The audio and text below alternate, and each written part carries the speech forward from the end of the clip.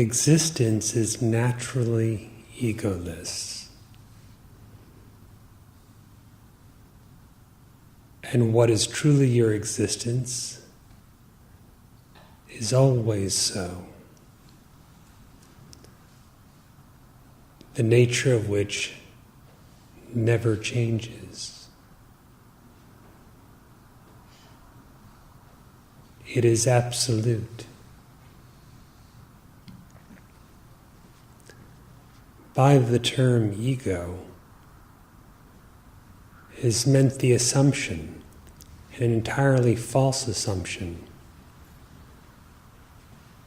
of individuality,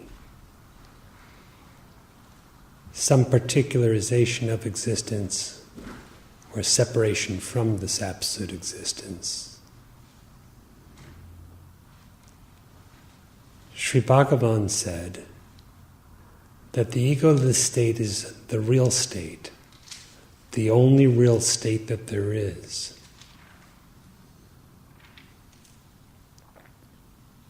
Individuality, or the state of egotism, is an illusion and not real at all. Freedom from such illusion is known as liberation, or abidance in the self as the self. The individual is not, but you exist. And the nature of your existence, yourself, is entirely that existence, the self, or Brahman. And it is never otherwise. To imagine otherwise is merely ignorance, which too is not apart from this absolute existence, though there is no ignorance inherent in this absolute existence. For how could that which is of the nature of infinite consciousness or supreme knowledge contain ignorance? Or again, how could it be ignorant of itself? If one inquires, who is ignorant? Ignorance ceases. If one inquires, for whom is this illusion? The illusion ceases. The interior knowledge of the self, being's own knowledge of itself, transcendent of sensation and thought, is true knowledge, truly spiritual knowledge. Words and thoughts used to express this knowledge should not be regarded as the knowledge itself. The knowledge itself is of a non-objective character. It is not an it, rather in self-knowledge in which you know yourself. You yourself are the knowledge.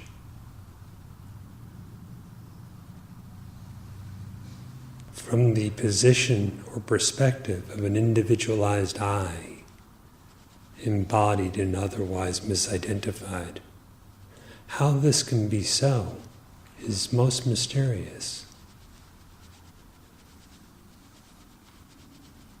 Yet in your eyeless true nature, your existence as it is, which is absolute and one without a second, what is being indicated is self-evident. If there is the assumption of being an individual, where is the proof of it?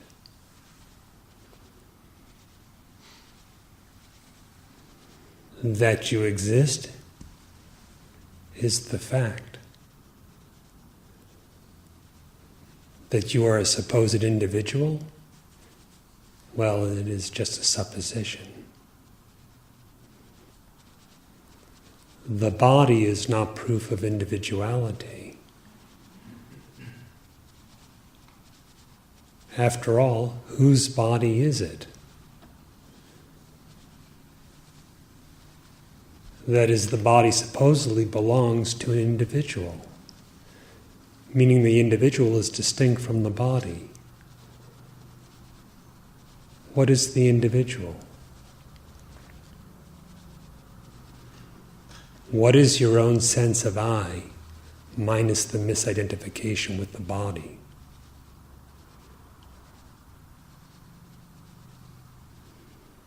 Similarly, what is the nature of existence without misidentification with the senses? The herd of thoughts that seem to roam about is not proof of individuality or the ego. The thoughts seem to belong to someone. One says, my thoughts.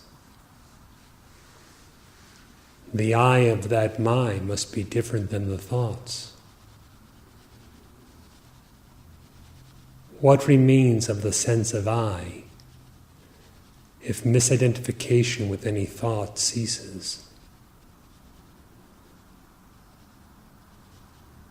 The further inward you proceed in this inquiry, the less there is to mark off the supposed individual. The more the sense of individuality vanishes, or may be said to merge with Brahman. The closer the look at the jiva, the more he turns out to be Shiva,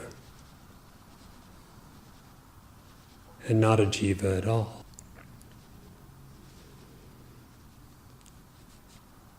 What in ignorance is mistaken to be a jiva or individual being is in truth only Brahman and not anything other.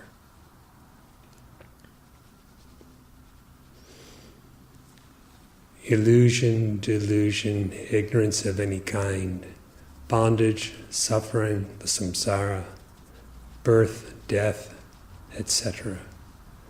All these are for the assumed individual and never for the reality of the self.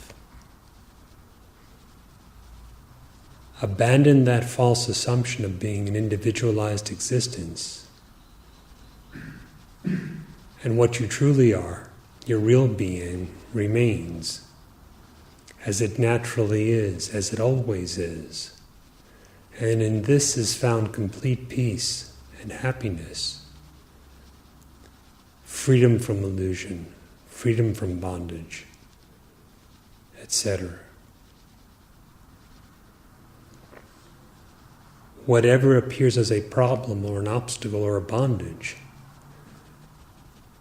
is for someone.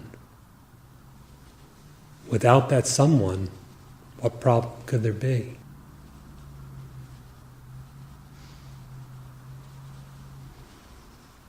If your heart's desire is the supreme spiritual knowledge, inquire within yourself and know your existence as it is.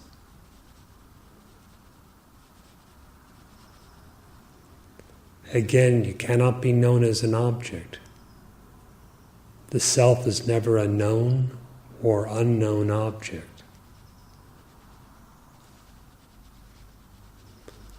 This is transcendent knowledge, self-knowledge, in which the self that knows, the self that is known, and the nature of the knowledge itself are all one and the same thing.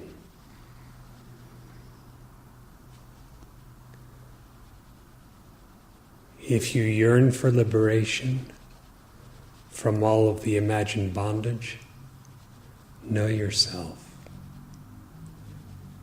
If you yearn to devote yourself to God, know yourself.